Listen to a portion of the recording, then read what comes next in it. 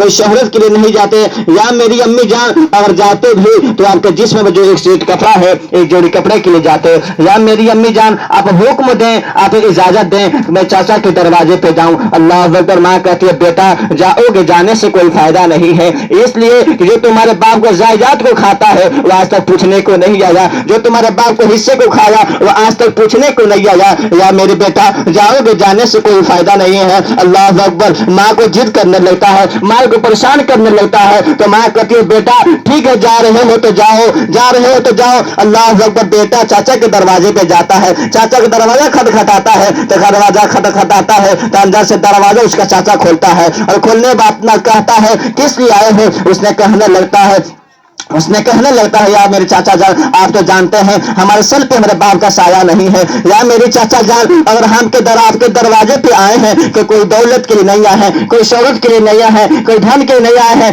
یا میرے چاچا جان اگر ہم آپ کے دروازے پہ آئے ہیں تو ایک جوڑی کپڑا کے لیے آئے ہیں. یا میرے چاچا جان میری ماں جو کپڑا پہنا کرتی ہے وہ کئی جگہ سے کپڑا پھٹا ہوا ہے. یا میرے چاچا جان اگر آپ ایک جوڑی کپڑا دے دیتے تو میں اپنے ماں کے حوالے کر دیتا, میں اپنی میری ماں اپنے جسم کو ڈھک دیتی. اللہ اکبر. جب چاچا سنتا ہے تو سننے کے بعد غصے میں آتا ہے اور آنے کے بعد ایک دھوتا مارتا ہے, اس کو مارنے سے لڑکا زمین پہ گر جاتا ہے. اللہ اکبر. غریبی کا یہ عالم ہے. وہ بیٹا روتے ہوئے گھر کی طرف آ رہا تھا, تب تک راستے میں ایک صحابی سے ملاقات ہوتی ہے. اللہ اکبر. ہم بھی نبی کونین کو کلمہ پڑھنے والے ہیں, وہ بھی نبی کونین کو کلمہ پڑھنے والے ہیں, وہ بھی نبی کونین کو ماننے والے ہیں, وہ بھی نبی کونین کو ماننے والے ہیں. اللہ اکبر. انہوں نے جب اتنا دیکھا تو دیکھنے کے بعد کہا بیٹا کیوں رو رہے ہو. اس نے کہنے لگتا یا پوچھنے والے کیوں پوچھ رہے ہو, ہم کسی کے دروازے پہ جایا کرتے ہیں تو ہمیں گرے ہوئی نظر سے دیکھا کرتی ہے, کسی کے میں دروازے پہ جاتا ہوں ہمیں کے ٹھوکر ملا کرتی ہے. یا پیارے پوچھنے والوں کیوں پوچھ رہے ہیں. وہ ہمارا اتنا جب سنتے ہیں صحابہ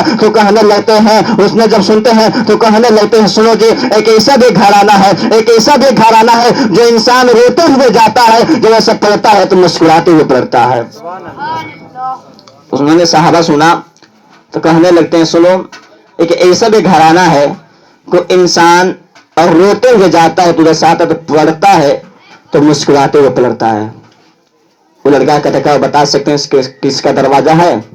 وہ کہنے لگتے ہیں دروازہ کسی اور کا نہیں ہے بلکہ محمد رسول اللہ کا دروازہ ہے. وہ دروازہ کسی اور کا نہیں ہے بلکہ عبداللہ کا دروازہ ہے. اللہ اکبر. اتنا سنتا ہے اور سننے کے بعد اپنے گھر کی طرف آتا ہے. جب اپنے گھر آتا ہے اس کے ماں جو اپنے اس کے آنکھوں میں آنسو دیکھتی ہے تو ماں تڑپ جاتی ہے اور کہنے لگتی ہے بیٹا بتا کیا ہوا ہے. اس نے کہنے لگتا ہے یار میری امی جان میں تو چاچا کے دروازے پہ میں تو گیا تھا, ہم کو کپڑا دینے کے بجائے ہم کو ٹھوکر دے دیا ہے.